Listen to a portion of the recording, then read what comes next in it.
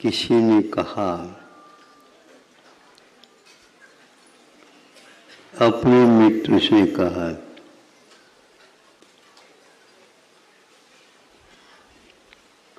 याद करो।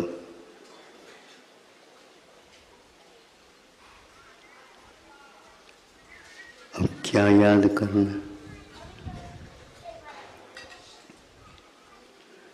जो आपने सुना उसको याद करो, अथवा जिसको आपको सुनाया था उसको याद करो। और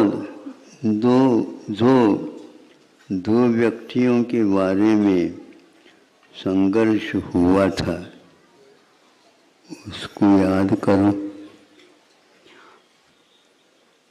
ये पूरी वही कथा भर जाएगा, फिर भी वह वही कथा क्या करें? याद करो। यह भी एक प्रकार से अकेले में याद करो तो और अच्छा रहेगा। सही सही भीतर से यहाँ तक आएगा सही, और यहाँ पर अभिव्यक्ति नहीं, गलत होता है। तो जैसा घटा है उसको वैसा ही प्रस्तुत करिए। यह भी एक कर्म निर्जरा का अमोघ शस्त्र।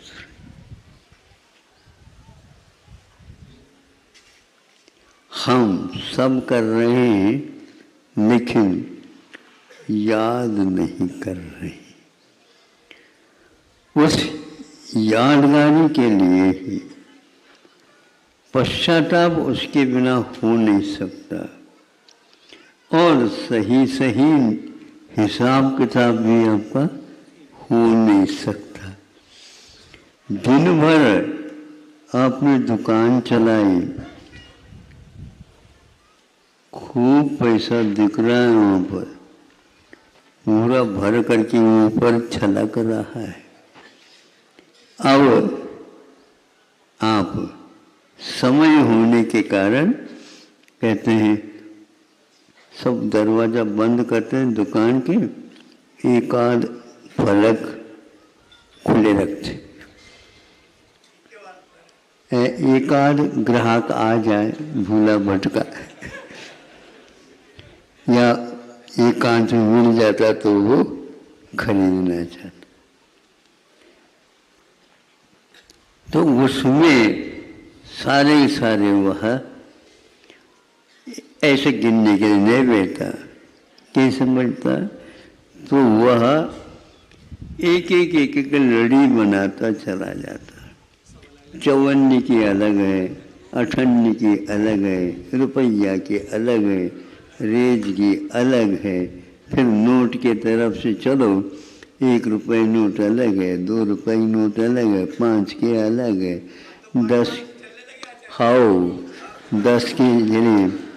10 के लिए अब तो 1000 के 2000 के भी चलने वाली है ताकि इकट्ठा अच्छे ढंग से कर लो। गवर्नमेंट कहती नोटबंदी क्योंकि ये आवश्यक होता। अब उस समय इतनी एकाग्रता आती है, याद आ जाता। इसके बीच में किसी को दिया है और लिया है, अभी उनके पास से इतना आना है, लिखा नहीं लेकिन फिर भी याद होता है। और कभी कभी लिख करके भूल जाते हैं तो यह पन्ना पलटा देते हैं। उस समय अरे उनसे तो हमने लिया ही नहीं, लिखा तो है यहाँ पर, हस्ताक्षर तो हमारे लगते हैं, अब तो भूलने लगा। एक बार मुनीम जी को रख लो तो ठीक करते। अरे नहीं, मुनीम जी के द्वारा तो सब गड़बड़ होगा। तो आपका दिमाग के लिए गड़बड़ होगा तो क्या करोगे बताओ? उसको भी निकाल कर फेंक दो। अब ज़्यादा व्यवहार न करो, उतना ही जितना कि याद रख सको। इसलिए कोई भी आप कार्य करो, ज़्यादा न करो, भोजन भी नहीं करो, ज़्यादा नहीं करो, ज़्यादा कम भी नहीं करना ठीक नहीं है, लेकिन ये तो याद रहता है। अधिक होने के उपरांत भी याद नहीं रहता कि कितने खाया।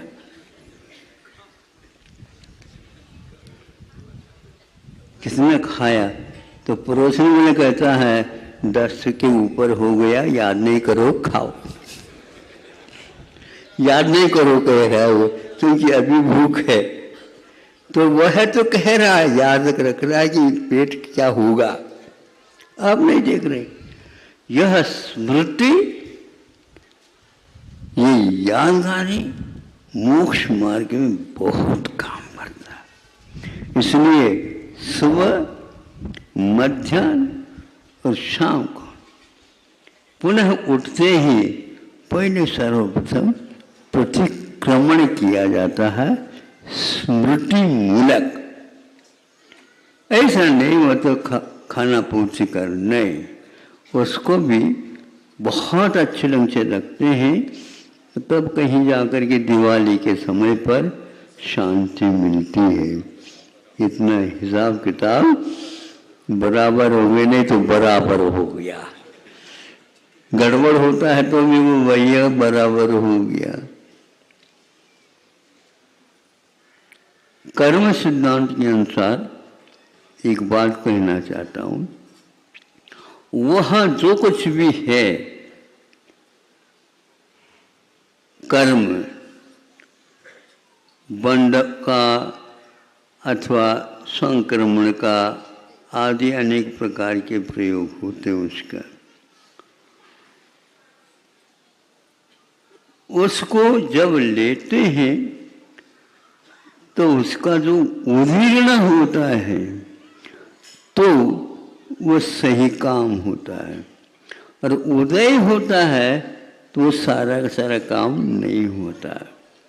क्योंकि जैसे कभी भैया ये ले तो ले लो, लेकिन उसको थोड़ा सा क्या करो, हिलाओ हिलाओ।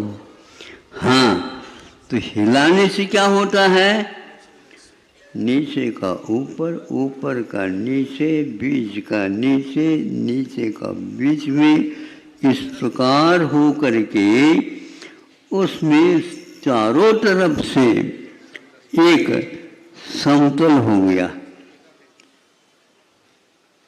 कभी कभी आप परोसते रहते हैं, दाल आ जाता तो पानी नहीं, और पानी आ जाता तो यूँ कर देंगे तो दाल दाल गिरेगी, पानी पानी गिरेगा।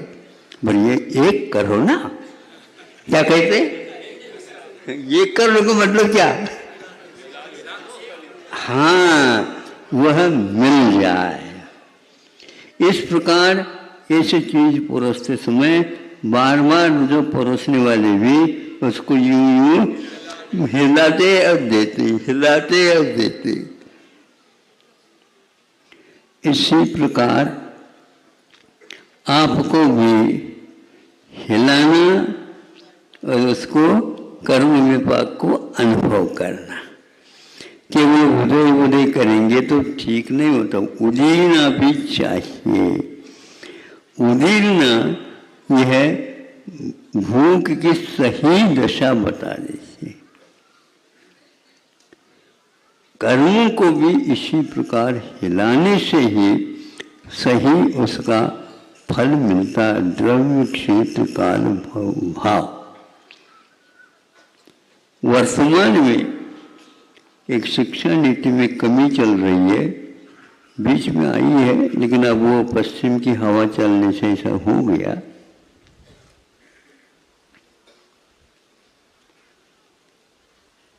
यदि पुनः उसका स्मरण आदि नहीं करते तो हानि होती। 6 महीने के लिए ही आपने कुछ पाठ्यक्रम रखा और उसको पूर्ण करके सेमेस्टर, क्या बोलते, सेमेस्टर, हाँ, पूर्ण हो गया, परीक्षा हो गई।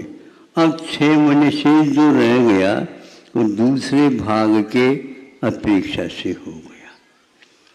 यहाँ पर बारीकी के साथ आप सोचिए, यहाँ पर याद नहीं किया जा रहा है, इसलिए ये उदाहरण सब दे दिया हमने। याद नहीं किया जा रहा मतलब 6 महीने तक जो कोई भी पाठ्यक्रम चला उसकी पुनरावृत्ति, उसका रिवाइज जिसको बोलते हैं, बुद्धि का विषय वह पुनः एक आध बार आ जाए। पहले शुरुआत में इसको उजड़ने बोलते थे हम। पुनरावृत्ति करो, बार बार उसको हिलाओ, बार बार अपनी बुद्धि का विषय बनाओ। इतने घंटों नहीं लगता, लेकिन एकदम विषय टच में आ जाता है, पकड़ में आता है, एक क्षण उतना ही पर्याप्त हो जाता है, याद आ गया, और वही याद आया था वही पेपर में आ गया। इस प्रकार 6 महीने के लिए मान लो पूर्ण कर दिया आपने, तो 1 वर्ष का वह 1 वर्ष की कक्षा नहीं मानी जाएगी। इसलिए आपको इस विद्यार्थी के लिए बार बार याद करने के लिए पुनरावृत्ति नहीं है ये, किंतु पुनः पुनः आवृत्ति है। पुनः पुनः आवृत्ति होने से उस किताब की आवृत्ति जितनी निकलती है उतनी ही लोकप्रियता हो जाती है और उसकी प्रतिष्ठा भी बढ़ जाती है। बुद्धि को शान पर लगाने के लिए बार बार लगाते रहिए तो धार बनी रहती है और काम होता जाता है। बिना धार के यदि किसी औजार को काम में लाते हो तो उससे काम अच्छा नहीं होता। इसी प्रकार उस बच्चे के जो बुद्धि है वो धारदार न बन करके 6 महीने को तो भूल ही गया। तो कक्षा 6 महीने की है जब 1 पूरे वर्ष की है, हमें बताओ। भाग भी हो किताब के तो 1 भाग पहले करते हैं, दूसरे भाग बाद में करते हो, किंतु दोनों भागों में से प्रश्न आएंगे तो वह मंज करके आता है तो निश्चित रूप से अपना गुणवत्ता जो है वह आपके सामने रखता है। गुणों में विकास करना चाहते हैं आप, बार बार उसको करिए। तो एक बार जो है आपने किसी फलक पर या दीवार पर चूने का पुताई कर दी दिवाली की अपेक्षा से, जैसे जैसे आपने पुताई कर दी वैसे वैसे वह धीरा तो लग रहा था, फिर बाद में मंदा होता गया। अरे भैया ये तो लगाया लेकिन कोई काम ही नहीं कर रहा। वो काम एकदम नहीं करेंगे, एक बार याद में रिवाइज इट, इसको पुनः आप करिए। एक हाथ और दे देता। अब तो बात समझ में आ गई। तो अब जो है सेमेस्टर की जगह है अब 3-3 बार करेंगे, तभी तो आप 2 बार करोगे। ये कोट और दे दो, फिर तो क्या साबुन से नहीं, और तो वह शीशम का जैसा बन जाएगा। इस प्रकार आपको जितने बुद्धि को मांझते जाओगे, स्वाध्याय में जो सुना पढ़ा उसको याद करते जाओगे, पुनर् प्रेक्षण में अनुप्रेक्षा कहा है। अनुप्रेक्षा के लिए उन्होंने वैराग का साधन बताया और पुनः पुनः अनुप्रेक्षा स्मरण करने से वह धर्मोपदेश के लिए भी कारण बन जाता है। और बिना किताब देखे बोलते चले जाते हैं गुरु जी, और वह सबके हृदय में धीरे धीरे पहुँचता चला जाता है। इसलिए अपने बच्चों को कह दो पेपर कुछ भी हो, लेकिन बार बार उसको देखने का अवसर आपको प्राप्त होना चाहिए। समय खर्च नहीं करना, किंतु यह फालतू नहीं है, यह एक प्रकार से आपके लिए उद्दीपन के लिए कारण है। ये उद्दीपन अपने आप में बहुत महत्वपूर्ण। एक प्रकार से उद्दीपन से खाया हुआ जो कुछ भी है वह पूरा का पूरा समाप्त हो जाता है। उस उद्दीपन से खुल करके, और क्या कहा, खुल करके भूख लगाए। हाँ, चूंकि वह पूरा शुद्धिकरण के साथ हो गया, तो इसलिए आप एक हाथ जैसे कह रहे हैं, उसी प्रकार बुद्धि को मांझने का नाम ही अनुप्रेक्षा। एक स्वाध्याय क्रम में भी अनुप्रेक्षा आ जाता है, और एक 12 भावनाओं में भी अनुप्रेक्षा, द्वादशानुप्रेक्षा। एकदम राग और द्वेष चौपट हो जाता है, एकदम शांत कि कहाँ गए वे चक्री। बस अब चक्री तो आप तो है ही नहीं, अरे चाक भी नहीं आपके यहाँ है, चक्री के कैसे बोलो, तो वो चक्री भी चला गया। जब उनका नाम भी असंख्यात अनंत में आ गया, तो भरत के नाम भी अनंत है। कौन से भरत है, कौन से पूछो नहीं, सब भरत है। इस प्रकार हम स्वाध्याय को इस ढंग से सोचें तो याद करो, अनुप्रेक्षा, बार बार चिंतन करो। मुहुर्मुहुर् चिंतनम तो अनुप्रेक्षा। ये गुरुदेव भी कहते हैं कि बार बार याद करो। कितनी बार करना है? भोजन कितनी बार करते हो? करते ही रहते हो ना, तो इसको भी करो। भोजन करने के बाद याद करो। नहीं, छोटी छोटी बात भी याद करेंगे तो बहुत बड़ी बन जाएगी। हाँ, ऐसा ही ये काम होता है। लगाते जाओ, लगाते जाओ, लगाते जाओ। फिर इसके उपरांत वह एकाध कोट ऊपर से मान लो निकल भी जाता है धूप इत्यादि के माध्यम से, नीचे का जो का त्यों बना रहता है, खर्च भी कम होता है और उसकी उम्र बढ़ जाती है। इस बार बार आप अपने शरीर को चलाते रहोगे तो फिर तीसरा पैर लेने की भी कोई आवश्यकता नहीं है, और यह अभ्यास होने से दो ही पैर ठीक हो जाते, काम हो जाते हैं। इसलिए कुर्सी पर नहीं बैठना हमेशा हमेशा, नहीं तो वहीं बैठे रहोगे, फिर सभी काम वहीं पर होंगे, अच्छा नहीं लगेगा। इसलिए आप अपने पैरों से काम लेते रहिए, आप अपनी रीढ़ से भी काम लेते रहिए। महाराज बुढ़ापे में तो आराम कुर्सी आती है लेकिन ये ध्यान रखो, एक आध अपवाद अलग है, वही हमेशा करोगे तो वो भी वह अच्छा उसको लगेगा नहीं। थोड़े बहुत तो पाठे के ऊपर आप सहन करो, रीढ़ सीधी हो जाएगी तो अपने आप सर्वाइकल कल ही ठीक हो जाएगा। सर्वाइकल ऐसा इस प्रकार हमारे यहाँ 5 स्वाध्याय के अंग बताए, उसमें अनुप्रेक्षा जो बताया बहुत महत्वपूर्ण वह अंग है। इसी प्रकार आप लोगों को बच्चों के लिए भी एक कक्षा 1 साल में लेते हो तो उसमें परीक्षा भी एक बार ले लो, और उसकी रिविजन करवाओ, बार बार पुनरावृत्ति करवाओ, तो पश्चाताप भी हो जाएगा। इतनी गलती हमारी हो गई, गलती सुधारने में आ जाएगी।